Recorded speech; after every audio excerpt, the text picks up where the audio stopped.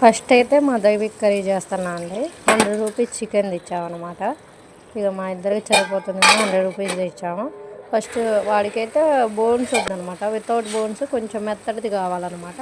అదే వండుతున్నాం అనమాట. బోన్స్ తినడనమాట, అందుకే ఓన్లీ మెత్తటి వరకు అంతే అనమాట డిఫరెన్స్. నేను సింపుల్గా చేసుకుంటాను అనమాట కర్రీస్.